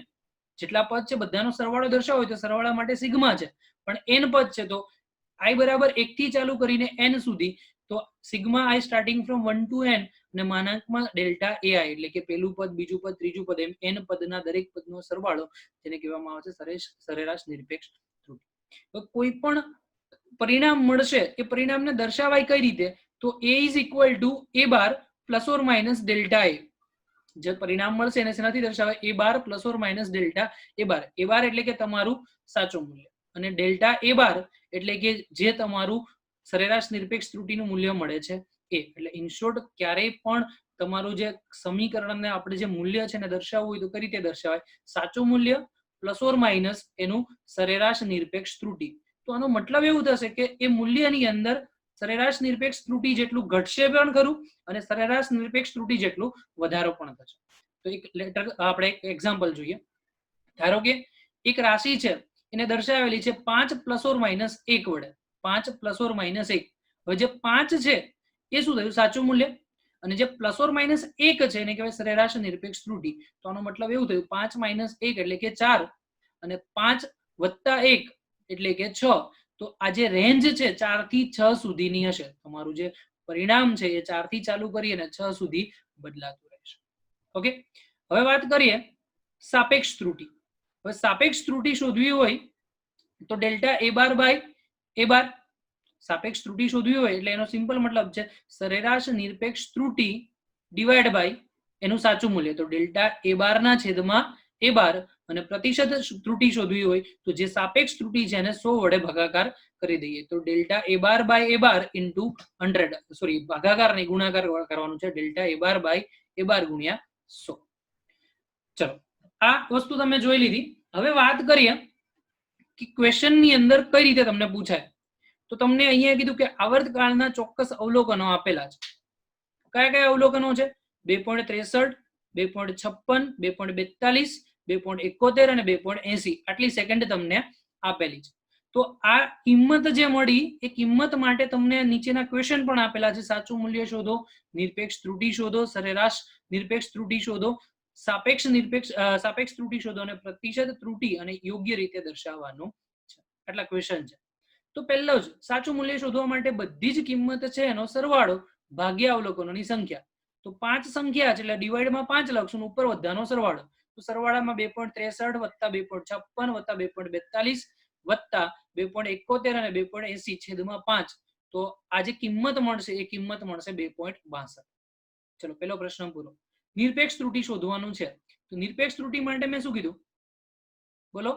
નિરપેક્ષ ત્રુટિ માટે સાચું મૂલ્ય માઇનસ અવલોકન. તો સાચું મૂલ્ય તો 2.62, પેલું અવલોકન 2.63. તો જો t minus t1, t minus t2, t minus t3, t minus t4 અને t માઇનસ t5. જો આ તમને બધાની નિરપેક્ષ ત્રુટી આપેલી છે. t માઇનસ t1 પહેલી, બીજી t માઇનસ t2 બીજું, ત્રીજામાં t minus t3, ચોથામાં t minus t4 અને પાંચમામાં t માઇનસ t5. હવે યાદ રાખજો વિદ્યાર્થી મિત્રો કે આ બધા જ અવલોકન આપણે હંમેશા ધન મૂલ્યમાં લેવાના છે. તો મેં બધા આગળ માનાંક દર્શાવી દીધો છે. જેટલા પણ મૂલ્ય મળશે એ કેવા લેવાના છે? ધન. જે પણ નિરપેક્ષ ત્રુટી મળે એ નિરપેક્ષ ત્રુટી ધન લેવાની છે. નોટ કરી લખી નાખો ચોપડાની અંદર. તો કિંમત કેટલી આવશે? 2.62 માઇનસ 2.63 એટલે 0.01. પછી 2.62 માઇનસ 2.56 એટલે 0.06. 2.62 માઇનસ 2.42 એટલે કે 0.20. 2.62 માઇનસ 2.71 એટલે કે 0.09. અને લાસ્ટમાં 2.62 માઇનસ 2.80 0.18. તમે જુઓ બધા જ મૂલ્ય મેં કેવા લીધેલા છે? ધન. તો આ તમારી શું મળી ગઈ? નિરપેક્ષ ત્રુટી. ધેન આફ્ટર આપણે વાત કરીએ સરેરાશ નિરપેક્ષ ત્રુટી. હવે સરેરાશ નિરપેક્ષ ત્રુટી જે છે એને કઈ રીતે દર્શાવવી? તો સિમ્પલ છે. એને દર્શાવવા માટે મેં કીધું કે જેટલા પણ નિરપેક્ષ ત્રુટીના મૂલ્ય મળ્યા એનો સરવાળો છેદમાં એની સંખ્યા. તો 1/n sigma i starting from 1 to n અને ડેલ્ટા ti. કિંમત લખો. પેલી કિંમત શું મળી? Delta t1, delta t2, delta t3, delta t4 અને ડેલ્ટા t5 છેદમાં 5. તો પેલી કિંમત આવશે 0.01 વત્તા 0.06 વત્તા 0.20 વત્તા 0.09 વત્તા 0.18 છેદમાં 5. તો જવાબ આવશે 0.11 સેકન્ડ. તો સરેરાશ નિરપેક્ષ ત્રુટી મળી ગઈ. હવે નેક્સ્ટ છે સાપેક્ષ ત્રુટી શોધવાની છે. ચલો સાપેક્ષ ત્રુટી માટે શું કીધું? સરેરાશ નિરપેક્ષ ત્રુટી છેદમાં સાચું મૂલ્ય. તો 0.11 ના છેદમાં સાચું મૂલ્ય 2.62. તો 0.11 ભાગ્યા 2.62 કરશો તો 0.04 જવાબ આવશે. યાદ રાખજો કે સાપેક્ષ ત્રુટી જે મળશે તમને 0.04. અને આપણે હવે એને શોધવાની છે પ્રતિશત ત્રુટી. તો પ્રતિશત ત્રુટી માટે મેં કીધું કે ગુણાકારમાં 100 વડે ગુણી દેવાનું. તો જવાબમાં તમને મળ્યું હતું 4. 0.04 ગુણ્યા 100 એટલે 4% થયું. તો તમારે આ સમીકરણનું જો નિરૂપણ કરવું હોય તો કઈ રીતે કરાય? તો સાચું મૂલ્ય પ્લસ ઓર માઇનસ એનું ટકાવારી પ્રમાણ. તો ટકાવારી પ્રમાણ આવ્યું 4%. તો 2.62 પ્લસ ઓર માઇનસ 4%. ઓકે વિદ્યાર્થી મિત્રો, હવે આના રિલેટેડ તમને ઘણા બધા બીજા દાખલા આપેલા હશે અવલોકનના. એ જાતે તમે ટ્રાય કરો. બરોબર, એની આપણે વર્કશીટ તમને અહીંયાથી પ્રોવાઈડ કરશો. હવે નેક્સ્ટ જે ટોપિક છે ત્રુટીનું સંયોજન. કે જે ત્રુટી તમને આપેલી છે એનું સંયોજન કઈ રીતે થાય? તો સિમ્પલ છે કે કોઈ પણ રાશિ હોય એમાં એક તો સાચું મૂલ્ય હશે અને બીજું એનું ત્રુટીનું મૂલ્ય હશે. તો એમાં બે રાશિનો સરવાળો અથવા તો બે રાશિની બાદબાકી, ગુણાકાર, ભાગાકાર એ કઈ રીતે કરી શકાય તો એ આપણે જોઈએ. ચલો પેલો જે મુદ્દો છે સરવાળા અને બાદબાકીમાં ત્રુટી. તો યાદ રાખજો કે જ્યારે સરવાળો કે બાદબાકી કે તો બંને માટે ત્રુટીનો સરવાળો જ થાય. લખી રાખજો. સરવાળા અને બાદબાકી માટે હંમેશા ત્રુટીનો સરવાળો જ થશે. તો તમને અહીંયા એવું લખી શકાય કે બે રાશિ છે એની અંદર ત્રુટીનો સરવાળો delta z is equal to delta a plus delta b. જો તમારી સ્ક્રીન પર અહીંયા લખેલું છે delta z is equal to delta a plus delta b. હવે આના રિલેટેડ આપણે એક દાખલો ગણીએ. દાખલામાં એવું કીધું છે એ બરાબર 24 નથી 2.4 છે. અહીંયા પ્રિન્ટિંગ મિસ્ટેક કરેલી છે. 2.4 પ્લસ ઓર માઇનસ 0.2 અને બી બરાબર 1.3 પ્લસ ઓર માઇનસ 0.1 છે. તો એ વત્તા બી અને એ માઇનસ બી શોધો. બરાબર, તો પહેલા તો સરવાળો કરો અને પછી એની બાદબાકી કરવાની. તો સરવાળા માટે હંમેશા યાદ રાખજો સાચા મૂલ્યનો સરવાળો થાય અને બાદબાકી માટે હંમેશા સાચા મૂલ્યની બાદબાકી થશે. પણ ત્રુટીનો તો સરવાળો જ થશે. તો તમે જો સરવાળામાં a પ્લસ બી માં જો તો 2.4 વત્તા પ્લસ 0.2 અને 1.3 પ્લસ ઓર માઇનસ 0.1. તો 2.4 વત્તા 1.3 એટલે 3.7 થશે. અને ત્રુટી 0.2 અને 0.1 એટલે 0.3 જ થશે. જો અહીંયા તમે જોઈ શકો છો a પ્લસ બી ની અંદર આપણે વાત કરી તો 3.7 પ્લસ ઓર માઇનસ 0.3. નેક્સ્ટ બાદબાકી જો તો 2.4 માઇનસ 1.3 તો 1.1 વધશે. તો બાદબાકીમાં આવશે 1.1 અને ત્રુટીનો તો સરવાળો જ છે. તો ત્રુટીના સરવાળામાં તમે જોઈ શકો છો જો અહીંયા 0.3 જ આવશે. વિદ્યાર્થી મિત્રો સમજાય છે આ વસ્તુ? ક્યારે પણ સરવાળો પૂછે કે બાદબાકી હંમેશા ત્રુટીનો સરવાળો જ થાય. નેક્સ્ટ ગુણાકાર અને ભાગાકારમાં ત્રુટી. હવે ગુણાકારનું પદ એ રીતે હોય a ઇન્ટુ બી અથવા તો ભાગાકારનું પદ એ રીતે હશે a ડિવાઇડ બાય બી. તો આ પરિસ્થિતિ માટે પણ તમારી જે સંયોજનની ત્રુટી મળશે એ હંમેશા ડેલ્ટા ઝેડ બાય ઝેડ, મતલબ કે પરિણામની જે સાપેક્ષ ત્રુટી એ હંમેશા સ્વતંત્ર રાશિની સાપેક્ષ ત્રુટીના સરવાળા જેટલી હશે. જો ડેલ્ટા એ બાય એ વત્તા ડેલ્ટા બી બાય બી. સમીકરણ યાદ રાખજો કે delta Z by Z is equal to delta A by A વત્તા ડેલ્ટા બી બાય બી. પછી એ ભાગાકાર હોય કે પછી ગુણાકાર હોય, બંને માટે આ જ સમીકરણ વાપરવાનું છે. હવે નેક્સ્ટ વિદ્યાર્થી મિત્રો આપણે વાત કરીએ કે કોઈ પણ સમીકરણ છે એને ભાગાકાર ગુણાકાર સાથે ઘાત સ્વરૂપમાં દર્શાવેલું છે. સમીકરણને આપણે કઈ રીતે દર્શાવ્યું છે? ઘાત સ્વરૂપમાં. તો એમ કહી શકાય કે પરિણામની જે સાપેક્ષ ત્રુટી મળે એ હંમેશા કઈ રીતે લખવાની? તો જે પણ ઘાત છે એ ઘાતને આગળ લખો અને આપેલી રાશિની સાપેક્ષ ત્રુટી. માની લો કે તમને અહીંયા એવું કીધું છે કે z બરાબર એની p ઘાત, b ની q ઘાત અને c ની r ઘાત. તો જેટલી પણ ઘાત છે એને આગળ લખો અને ગુણાકારમાં શું લખવાનું? એની સાપેક્ષ ત્રુટી. તો જો અહીંયા p ઘાત આગળ આવી ગઈ, એની p ઘાત છે તો p ઘાત આગળ આવી ગઈ delta a by a. q ઘાત છે એ પણ આગળ આવી ગઈ ડેલ્ટા b બાય b, અને r ઘાત છે એ પણ આગળ આવી ગઈ ડેલ્ટા c બાય c. પણ એ દરેક સાપેક્ષ ત્રુટી મળે છે બધાને આપણે સરવાળા વડે દર્શાવી લીધું. તમે અહીંયા જોઈ શકો છો delta z by z is equal to p into delta a by a plus q into delta b by b અને લાસ્ટમાં r into delta c by c. Okay, આટલું તો તમે યાદ જ હશે. હવે ઇમ્પોર્ટન્ટ વસ્તુ અહીંયા છે કે જે તમે ક્યારે જોઈ નથી. જે મેં તમને કીધું હતું કે હું તમને શોર્ટકટ આપીશ અને આ શોર્ટકટ તમને ક્યાંય જોવા મળશે નહીં. તો એ શોર્ટકટ અહીંયા તમને આપેલી છે. તો એ રીતે આપેલું છે કે z બરાબર w ના છેદમાં x પ્લસ y હોય. z બરાબર w ના છેદમાં x પ્લસ y હોય તો પેલા જે ઉપરનું w વાળું પદ છે એને તો સાપેક્ષ ત્રુટીમાં લખી દો, કારણ કે એની સાથે કોઈ સરવાળામાં પદ નથી. તો ડેલ્ટા w બાય w જો અહીંયા તમે લખો ડેલ્ટા z બાય z શોધવાનું છે. તો જે ઉપરનું પદ છે એમાં ડેલ્ટા w બાય w અને નીચેનું જે પદ છે x પ્લસ y, તો મેં કીધું હતું કે x પ્લસ y પદ છે તો એમાં શું થાય કે સરવાળા સ્વરૂપે ત્રુટીનો તો સરવાળો થાય. તો જો અહીંયા લખ્યું છે delta x plus delta y, delta x plus delta y અને છેદમાં x વત્તા y. હવે માની લો કે અહીંયા જે x પ્લસ y છે એની જગ્યાએ x માઇનસ y હોય તો શું થાય? તો જો એનો પણ નીચે સોલ્યુશન આપેલું જ તમને. જો delta z by z is equal to delta w by w, delta w by w અને પ્લસ બાદબાકીમાં પણ મેં કીધું કે ત્રુટીનો સરવાળો તો delta x plus delta y અને ડિવાઇડમાં x માઇનસ y. ખરું કે નહીં વિદ્યાર્થી મિત્રો? મજા આવે છે ને? સરસ. નેક્સ્ટ તમને બીજું સમીકરણ આપ્યું છે કે z બરાબર sin x, z બરાબર sin x. તો આને કઈ રીતે ફેરવવું? તો એના માટે પણ સિમ્પલ મેથડ અહીંયા આપેલી છે કે ડેલ્ટા z બાય z. હવે sin x જે છે એને આપણે આ સમીકરણને જો આપણે ઉકેલ શોધવો હોય તો આનું વિકલન કરી નાખો. તો delta z by delta dz by z અને sin x છે, sin નું વિકલન cos થશે અને dx બાય dt z સ્વરૂપમાં દર્શાવી શકાય. તો sin માટે cos લખી, cos એટલે 1 માઇનસ sin સ્ક્વેર થાય. પણ એની સાબિતીની તમારે જરૂર હોય તો તમે મને ઇન્ફોર્મ કરજો તો આપણે એની સાબિતી તમને મોકલશું. પણ અહીંયા જો કે આ સમીકરણનો ઉકેલ કઈ રીતે મળે? તો delta z by z is equal to વર્ગમૂળમાં 1 minus z square divide by z into delta x. યાદ રાખજો કે delta z by z is equal to 1 minus z square by z into delta x. નવું equation છે z બરાબર x into y છેદમાં u plus v. આગળ ખાલી x હતું, અહીંયા શું છે x ઇન્ટુ y, બીજું એક પદ ગુણાકારમાં છે. તો અહીંયા જવાબમાં શું થશે?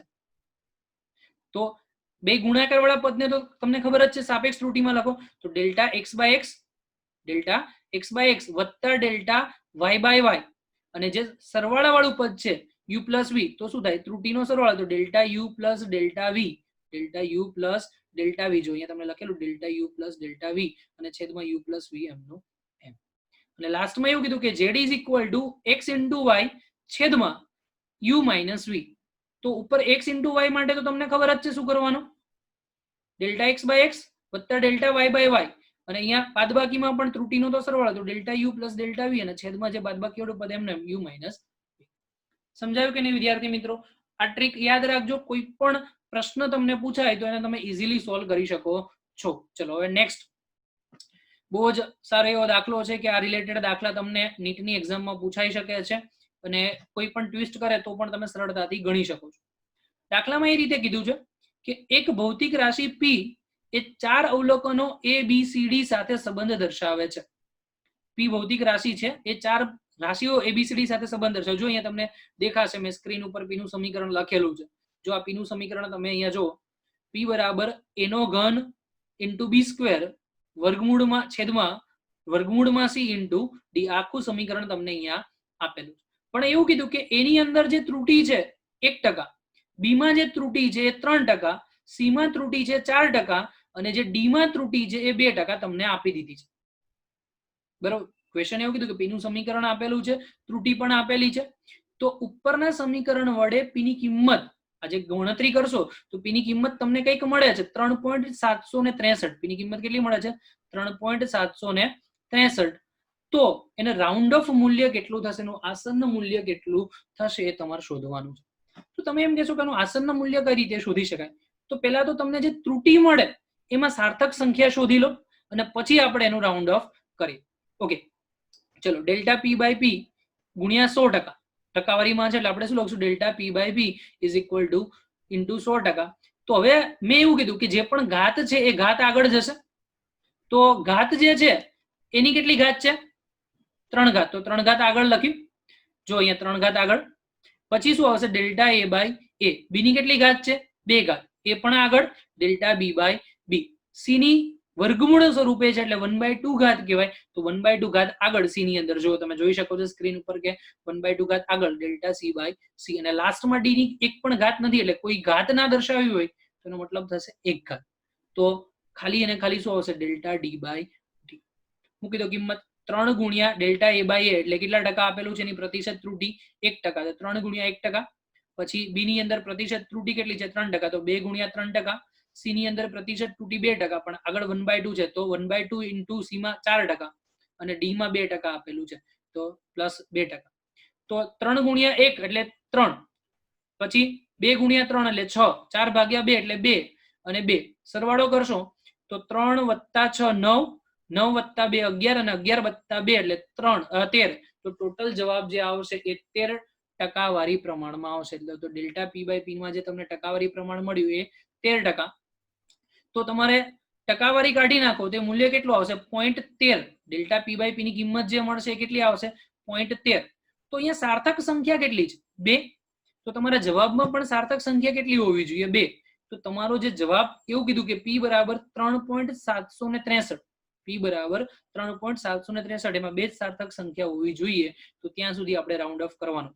તો 7 ની આગળ 6 છે.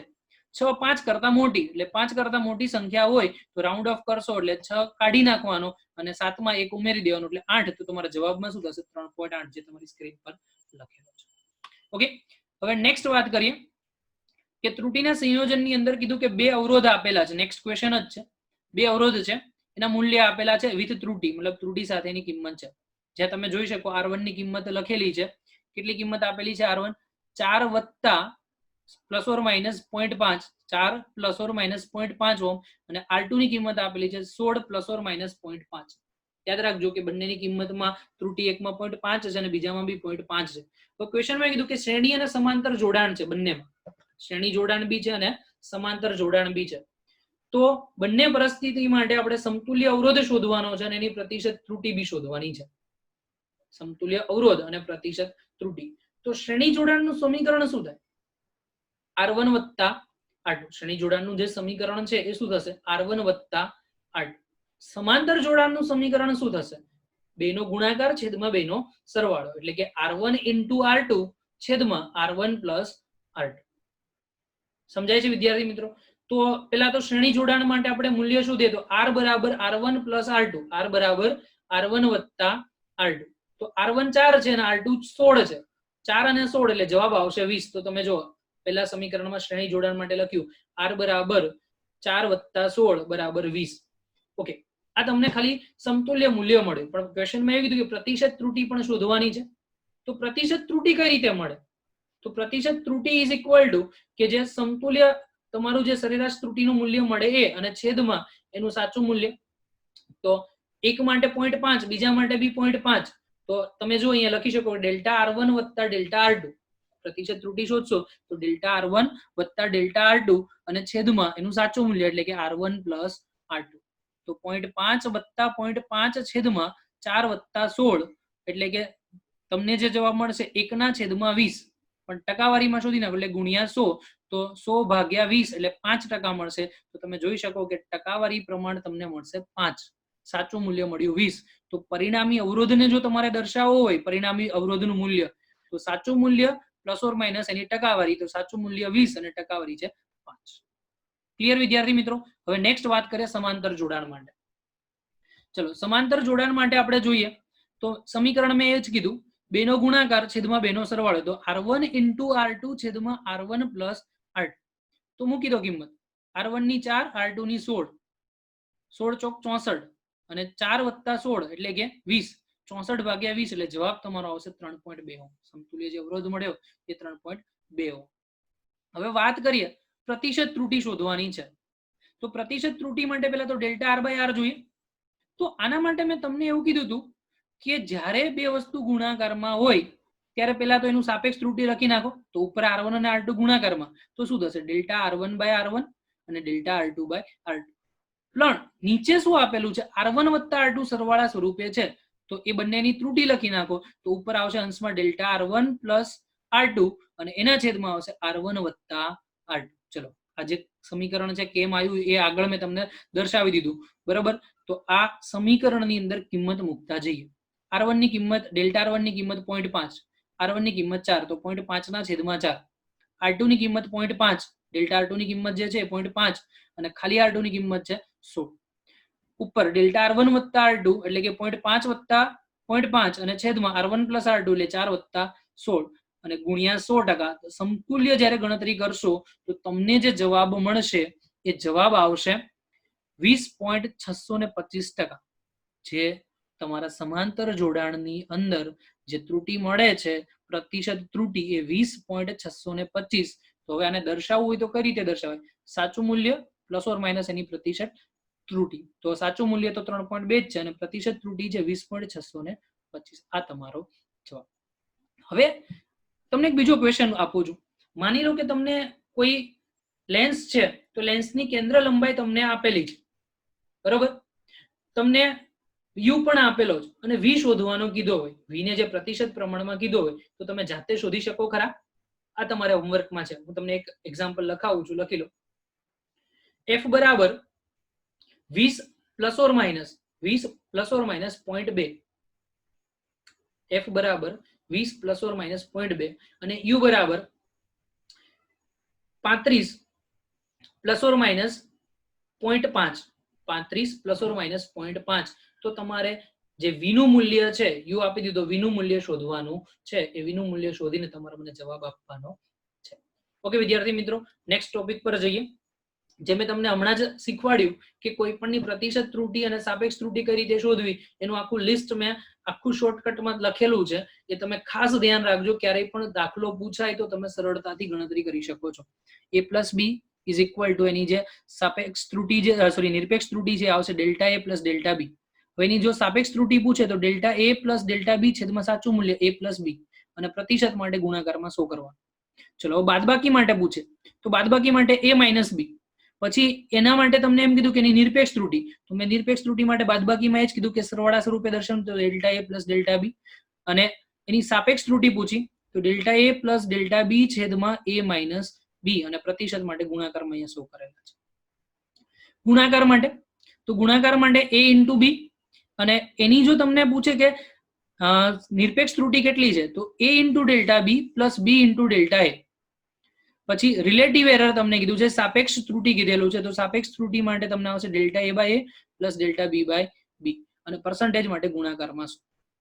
ભાગાકારમાં a / b છે તો એની નિરપેક્ષ ત્રુટી પૂછે તો એની નિરપેક્ષ ત્રુટી આવશે b * ડેલ્ટા a અને a * ડેલ્ટા b. ઉપરનું પદ છે એમનું એમ જ, પણ નીચે b છે તો અહીંયા શું થઈ જશે? b નો સ્ક્વેર. ભાગાકારમાં અહીંયા શું આવશે?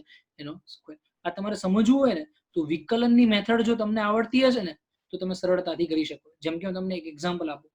x અને y બે ગુણાકારમાં છે તો તમે વિકલન શું કરતા હતા? x અચળ y નું વિકલન, y અચળ x નું વિકલન.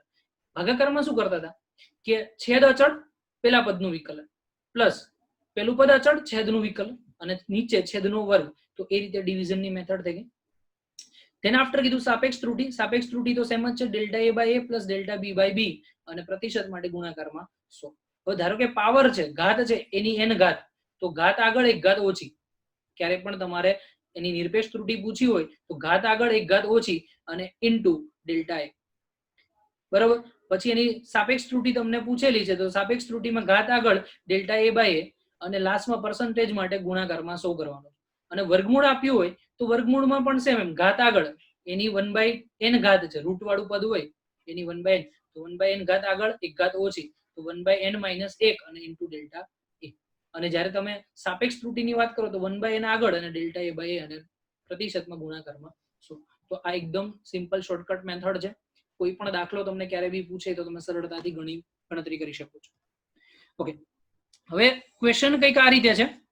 ત્રિજ્યાના માપનમાં ઉદ્ભવતી ત્રુટી 2%, તો ગોળાના કદની અંદર ઉદ્ભવતી ત્રુટી, અહીંયા ફરીથી પ્રિન્ટિંગ મિસ્ટેક કરેલી છે. તમને લાસ્ટ ટાइम भी કીધું હતું કે बड़े बड़े देशों में छोटी छोटी मिस्टेक होती रहती है, इसको इग्नोर करना. ओके, તો એવું કીધું છે કે ત્રિજ્યામાં ઉદ્ભવતી જે ત્રુટી છે એ 2% છે. તો ગોળામાં કદમાં ત્રુટી કઈ રીતે થાય એ શોધવાનું છે.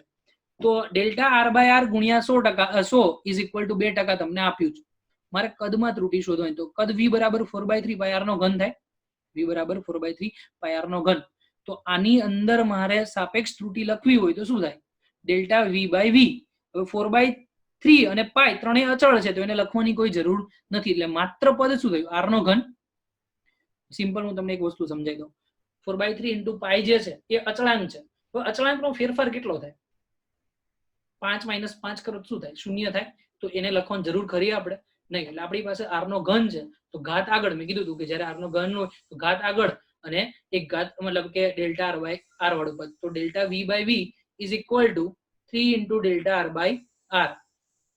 તો 3 તો એમ ના એમ, ડેલ્ટા r બાય r ની કિંમત 2, તો 3 ગુણ્યા 2 એટલે કે 6% થશે. હવે નેક્સ્ટ પોઈન્ટ જે છે કે તમારે અહીંયા જે મુદ્દા છે અગત્યના એ ધ્યાનમાં રાખવાના છે. પૂછાતું નથી તમારે કોઈ એવો ક્વેશ્ચન, પણ સાર્થક અંક કઈ રીતે માપી શકાય એના નિયમ છે. તો ત્રુટીનું સંયોજન, ત્રુટીના સંયોજનની અંદરમાં આપણે એક ટોપિક જોઈએ કે સાર્થક સંખ્યા માટેના નિયમ. તો પહેલો નિયમ છે બધી જ અશૂન્ય સંખ્યા, અશૂન્ય એટલે કે 0 સિવાયની 1 થી 9 સુધીની જે સંખ્યા છે એ બધી જ સાર્થક સંખ્યા છે. એટલે કોઈ પણ આંકડામાં જેટલા પણ આંકડા દેખાતા, મતલબ 5010 લખ્યું હોય તો એની અંદર શૂન્ય સિવાયની જે પણ સંખ્યા હોય તો એને સાર્થક ગણી દી. હવે મેન વસ્તુ છે કે 0 આવતો હોય ત્યારે સાર્થક માટેના નિયમો કઈ રીતે બદલાય તો એ આપણે જોઈએ. તો તમને જો અહીંયા એક ક્વેશ્ચનમાં પેલું લખેલું ઉદાહરણમાં 13.75 છે, એમાં 4 એ 4 કેવી છે? અશૂન્ય સંખ્યા. તો અહીંયા ટોટલ 4 સાર્થક સંખ્યા 4 થશે. બીજું કે 0 વચ્ચેની રહેલા શૂન્ય, માની લો કે બે અશૂન્ય સંખ્યા છે એની વચ્ચે ગમે એટલા શૂન્ય હોય, એ બધી જ સંખ્યાને આપણે સાર્થક સંખ્યા કહેવાય. એક છે, આ બાજુ એક છે અને વચ્ચે બધા શૂન્ય છે, તો જેટલા પણ અંક મળે બધી જ સાર્થક સંખ્યા કહેવાય. એનું ઉદાહરણ તમને આપેલું છે 100.05, 100.05. તો જો 1 અને 5 ની વચ્ચે 3 શૂન્ય છે, તો આ 3 શૂન્યને આપણે સાર્થક સંખ્યા કહીશું. તો ટોટલ તમારી પાસે કેટલી થશે? 3 ને બીજા 2 5, એટલે 5 સાર્થક સંખ્યા છે. ચલો નેક્સ્ટ. પૂર્ણાંક સંખ્યા હોય, જેમ કે હું તમને એમ કહું કે 12300 પૂર્ણાંક સંખ્યા છે, એની જે જમણી બાજુના 0 પછીના એટલે કે અશૂન્ય સિવાયની જે સંખ્યા પછીના શૂન્ય છે એને સાર્થક અંક કહેવાય નહીં. એટલે મેં તમને શું કીધું કે 12300 એમાં 1, 2 અને 3 એ જ 3 સાર્થક સંખ્યા છે, બાકીના 2 0 એ સાર્થક સંખ્યા નથી. એટલે ઇન શોર્ટ આપણે એવું કહી શકીએ કે 14500 સંખ્યા તમને આપેલી છે, એમાં પાછળના 2 શૂન્ય છે એ 2 શૂન્યને આપણે સાર્થક અંક કહી શકીએ નહીં. એટલે માત્ર 3 જ જે છે એ સાર્થક અંક મળશે. હવે નેક્સ્ટ, સંખ્યા જો 1 કરતા નાની છે, બરોબર, તો સંખ્યા 1 કરતા નાની હોય એટલે 0.0 સમથિંગ આવતું હશે. સંખ્યા 1 કરતા નાની એટલે કે પોઈન્ટમાં જોવાની છે ને 0 પોઈન્ટ સમથિંગ આવે. તો અહીંયા એવું કીધું છે કે સંખ્યા જ્યારે 1 કરતા નાની હોય તો દશાંશ ચિહ્નની જમણી તરફના જે પોઈન્ટ છે એની જમણી બાજુના શૂન્ય, પરંતુ જે શૂન્યતર છે એની ડાબી બાજુના એ બધા જ શૂન્ય છે એ સાર્થક અંક ના કહેવાય. તો તમે જો નીચે ઉદાહરણ આપ્યું 0.0123, 0.0123. તો એમાં જો પોઈન્ટ પછી જમણી બાજુ જાઓ તો એક 0 છે, પણ એક સંખ્યા એ કેવી કહેવાય? અશૂન્ય સંખ્યા કહેવાય. એની આગળ એટલે કે ડાબી બાજુ તમે જો તો એક શૂન્ય છે. તો એવું કીધું છે કે આ જે 0 પોઈન્ટ પછીનો જે 0 છે એને આપણે સાર્થક સંખ્યા કહી શકીએ નહીં. એટલે આગળનો બી 0 છે એને સાર્થક સંખ્યા કહી શકાય નહીં. તો આપણી પાસે અહીંયા ટોટલ ખાલી 3 જ સાર્થક સંખ્યા છે, એટલે એમ કહી શકાય કે જ્યારે સંખ્યા 1 કરતા નાની હોય તો અશૂન્ય જે સંખ્યા હોય એની પહેલાના જેટલા પણ 0 આવશે એ બધા જ કહેવાય સાર્થક સંખ્યા નથી. Okay, next. હવે દશાંશ ચિહ્ન વાળી સંખ્યા છે એમાં તમારે જમણી બાજુ પોઈન્ટ પછીની જમણી બાજુ જેટલા પણ શૂન્ય આવતા હોય એ બધા સાર્થક અંક કહેવાય. જો એનું એક્ઝામ્પલ આપ્યું છે 3.500 છે, 3.500 તો 5 અશૂન્ય સંખ્યા થઈ, એ અશૂન્ય પછી 2 0 છે, તો બંને 0 ને આપણે સાર્થક સંખ્યા કહીશું. તો ટોટલ 4 સાર્થક સંખ્યા થશે. ઓકે, નેક્સ્ટ પોઈન્ટમાં એવું કહેવા માંગે છે કે સાર્થક સંખ્યા એકમ પદ્ધતિ પર આધારિત નથી. હું તમને એક એક્ઝામ્પલ આપું કે તમે જે સાર્થક સંખ્યા માની લો કે એક એકમમાં 2 મળતી હોય, MKS માં 2 મળતી હોય, તો CGS માં પણ 2 જ મળે, FPS માં પણ 2 જ મળે, એ ક્યારે બદલાતી નથી. તો ખાસ ધ્યાન રાખજો કે જ્યારે એકમ બદલાય તો સાર્થક સંખ્યા બદલાતી નથી. જો એક્ઝામ્પલ આપ્યું છે 64.4 સેન્ટીમીટર છે, મતલબ CGS માં તમને જે મૂલ્ય આપ્યું સેન્ટીમીટરમાં મૂલ્ય 16.4 આપેલું છે, તો સાર્થક અંક 3 થાય. હવે એને હું મીટરમાં ફેરવી દઉં છું તો 100 વડે ભાગાકાર કરી નાખો એટલે 0.164 થાય, તો પણ તમે ચેક કરી શકો છો 3 જ છે સાર્થક સંખ્યા. પછી માની લો કે હું એને કિલોમીટરમાં ચેન્જ કરું છું, એટલે ફરીથી પાછું હું શું કરું, 1000 વડે ભાગાકાર કરી નાખું તો 0.000164, તો પણ ચેક કરો 3 જ સાર્થક સંખ્યા છે. એટલે કે સાર્થક સંખ્યા ક્યારેય પણ એકમ બદલાતા બદલાતી નથી, ધ્યાન રાખજો. ચલો નેક્સ્ટ, રાઉન્ડ ઓફ આસન મૂલ્ય. કોઈ પણ કિંમતને રાઉન્ડ ઓફ કરવાની છે તો બેઝિક નિયમ તો તમને ખબર જ છે કે જો સંખ્યાને જે અંકને તમારે પડતો મૂકવો છે એ 5 કરતા મોટો હોય, મેં હમણાં આગળ તમને એક ઉદાહરણ આપ્યું હતું, જે અંકને પડતો મૂકવાનો છે 5 કરતા મોટો હોય તો 5 ને કાઢી મતલબ 5 કરતા મોટો અંક એને કાઢી નાખો અને જે આગળનો અંક છે એમાં 1 ઉમેરી દો. જો નીચે એક્ઝામ્પલ આપ્યું છે 5.328 8 ને હું કાઢું છું તો 8 એ 5 કરતા મોટો, હવે 8 કાઢી નાખું તો આગળની સંખ્યા મારે 1 ઉમેરવાનો, 2 હતું એમાં 1 ઉમેરું એટલે 3 થશે, તો 5.33 થઈ ગયું. ઓકે, ચલો એના પછી નેક્સ્ટ આપણે વાત કરીએ બીજું, જે અંકને પડતો મૂકવાનો છે એ 5 કરતા નાનો છે તો કોઈ માથાકૂટ જ નથી, સીધે સીધો ઉડાડવાનો. જે અંકને કાઢવાનો છે 5 કરતા નાનો છે તો એને સીધે સીધો કાઢી નાખો. જો નીચે એક્ઝામ્પલ આપ્યું છે 7.82 છે, 7.82 છે, એમાંથી મેં 2 ને કાઢી નાખ્યા તો 2 ને કાઢી નાખો, 5 કરતા નાના જ કોઈ ફરક પડે નહીં એટલે 7.8 જ વધશે. હવે મેન વસ્તુ જે આપણા ગેમનું મેન વસ્તુ છે અહીંયા એ છે કે જો 5 હોય તો શું કરવાનું. તો એમ કીધું કે જે અંકને પડતો મૂકવાનો છે 5 હોય અને 5 પાછળ કોઈ સંખ્યા તમને આપેલી છે અને એ બી અશૂન્ય સંખ્યા છે. માની લો કે એક્ઝામ્પલ તમને આપ્યું છે 14.525, 14.525, તો તમને કીધું કે કોઈ સંખ્યા આપેલી છે અશૂન્ય સંખ્યા હોય 5 આગળ કાઢી નાખવામાં આવે તો એને આપણે 1 ઉમેરવામાં આવે છે. એટલે કે અહીંયાથી તમે જે છેલ્લા 5 છે એને કાઢી નાખશો અને એ ઉમેરવામાં આવે તો એ સંખ્યામાં શું થશે 14.3, એટલે 2 જે છે 2 ની અંદર આપણે 1 ઉમેર્યો એટલે 14.3 થશે. હવે નેક્સ્ટ વાત કરીએ કે આપણે જે અંકને પડતો મૂકવાનો એ 5 છે અને એની પાછળની જે સંખ્યા શૂન્ય હોય તો શું કરવાનું. તો એમ કીધું કે એની જો પાછળની સંખ્યા શૂન્ય હોય તો 5 ને સીધો જ કાઢી નાખો અને જો સંખ્યા આગળની અયુગ્મ હોય, અયુગ્મ એટલે કેવી, એકી સંખ્યા, એકી સંખ્યા જે છે એટલે 1 3 5 હોય તો એ સંખ્યા 5 ને કાઢી નાખો અને એમાં 1 ઉમેરવામાં આવે. તો તમે અહીંયા જોઈ શકો છો કે 6.250 છે, તો 6.250 માંથી મેં 5 ને કાઢી નાખ્યો અને આગળ સંખ્યા જે છે 2 એટલે કે કેવી થઈ, અયુગ્મ થઈ ગઈ. તો 2 જે છે એ અહીંયા તમે કાઢી નાખશો તો યુગ્મ એટલે કે 6.2 આવશે અને આગળની જે એકી સંખ્યા છે તો 16.150, એટલે 16.150 માંથી તમે 5 ને કાઢી નાખો એટલે એકી સંખ્યા પ્રમાણે તમારે 1 ઉમેરવો પડશે એકમાં, તો 16.2 થઈ. તો સિમ્પલ ફરીથી તમને શોર્ટમાં રિવાઇઝ કરાવી દઉં કે જ્યારે 5 ને તમે કાઢો છો અને 5 પછીની જે સંખ્યા શૂન્ય હોય તો તમારે ખાલી એક જ વસ્તુ ચેક કરવાની. કઈ વસ્તુ ચેક કરવાની છે કે આગળની સંખ્યા એકી હોય તો તમારે 1 ઉમેરવાનો અને આગળની સંખ્યા બેકી હોય તો ડાયરેક્ટ ઉડાડી દેવાનો. ઓકે, ચલો એના રિલેટેડ એક ક્વેશ્ચન આપેલો છે 4 ગુણ્યા 10 ની -4 ઘાત છે અને 2.5 ગુણ્યા 10 ની -6 ઘાત બે સંખ્યા આપેલી છે. તમને સ્વાભાવિક રીતે ખબર છે કે જેની ઘાત માઇનસમાં ઓછી હોય એ મૂલ્ય વધારે અને જેની ઘાત માઇનસમાં વધુ હોય એ મૂલ્ય વધારે હોય. તો બાદબાકી કરવાની છે કે 4 ગુણ્યા 10 ની -4 માંથી 2.5 બાદ કરવાના છે, તો બાદ કરી અને સાર્થક અંકને ધ્યાનમાં રાખીને ગણતરી કરવાની છે. તો પેલા એક કામ કરો, જે 2.5 ગુણ્યા 10 ની -6 ઘાત છે ને, ધારો કે હું x લઈ લઉં તો શું થાય 2.5 ગુણ્યા 10 ની -6 હવે 10 ની -6 એટલે કે 10 ની છેદની અંદર 10 ની 6 ઘાત થઈ જશે, એટલે મારે ટૂંકમાં 10 ની 6 ઘાત વડે ભાગવું પડશે. તું એને 10 ની 6 ઘાત વડે ભાગીશ તો જે સંખ્યા મળશે 0.5 વખત 0.25 મળશે. જે સંખ્યા મળી કેટલી મળશે? 0.5 વખત 0 અને પછી 25. ઓકે, હવે y બરાબર 4.0 ગુણ્યા 10 ની -4 લઈ લઉં છું તો શું થાય? 4.0 ને આપણે કેટલા વડે ભાગશું? 10 ની 4 ઘાત વડે. તો એ જે સંખ્યા મળશે 0.00040 મળે છે. હવે હું બાદ કરું y - x, બાદ બાકી કરું y - x, તો 0.00040 માઇનસ 0.5 વખત 0.25, તો જવાબ તમારો જે મળશે 0.0003975. જવાબ જે મળશે કેટલો આવશે? 0.0003975. તો આને હું ઘાત સ્વરૂપે દર્શાવી દઉં તો શું થાય? 3.975 ગુણ્યા 10 ની -4 ઘાત. 3.975 ગુણ્યા 10 ની -4 ઘાત. હવે મેન વસ્તુ અહીંયા છે કે તમારો જે જવાબ છે એમાં સાર્થક અંક 2 છે, તો 2 સાર્થક અંક બદલાવા જોઈએ નહીં. તો આપણે જવાબમાં પણ 2 જ સાર્થક અંક રાખવા પડે. તો પહેલી વસ્તુ જો અહીંયા 5 છે, 5 ને તમે કાઢી નાખો. તો 5 ને કાઢો તો એની આગળની સંખ્યા તમે જુઓ શું છે? 7 છે. 7 સંખ્યા એટલે કેવી કહેવાય?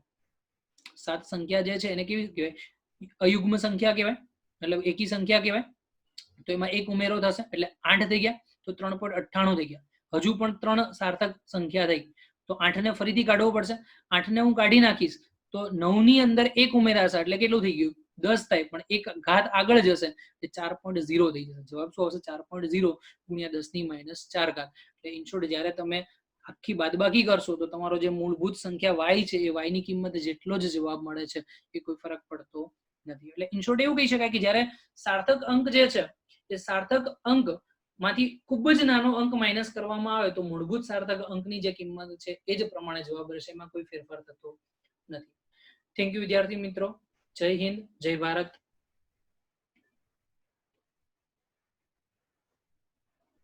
જય હિન્દ, જય ભારત.